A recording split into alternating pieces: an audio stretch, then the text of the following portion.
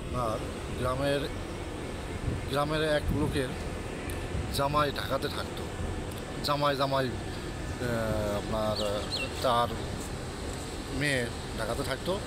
সে ঢাকায় আসবে, অনেক দিনের শখ ঢাকাতে আসবে তার জামাই বাড়িতে।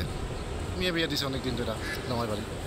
এই আপনার জামাই বাড়ি গাজীপুরে বাসা ভাড়া নিয়ে থাকে। বাসা ভাড়ায় আপনার 2 রুম, 2 রুম, ছোটো ফ্যামিলি। আর 1 রুম মনে করেন স্টোর করা। আর কই থাকতে দিবে? সে 2জন লোক নিয়ে আসছে, তার চাচাতো ভাই আর সে তার শ্বশুর। ও জামাই জামাইয়ের শ্বশুর আসছে। আসার পরে রাত্রে থাকতে দিল, থাকতে 2জনের থাকতে দিচ্ছে। রাত্রে ফ্লোরে থাকতে দিচ্ছে। এই স্টোরে ছিল অনেকগুলা ইঁদুর। রাত্রে এত মনে করেন যে লঙ্গি, ঘুমের ভিতর লঙ্গি খুলে যাইত। ইঁদুরে করছে কি, 8-10টা ইঁদুর 2জনের দিছে কামড়, গোপন জায়গায় দিছে কামড়। এরা দিছে চিৎকার। ওই দিক যে জামাই দৌড়াই আছে। কি হয়েছে?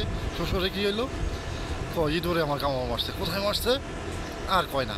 এই লোক মনে করেন যে আপনার গোপন জায়গায় ধুইরা দিছে দৌড় ওয়াশরুমে। পাশাপাশি যে তার সাথে যে আরেকজন আসছিল সে দিছে দৌড়। কি হয়েছে? ইঁদুরে কামড় দিছে। ওই দিছে আর কয় না।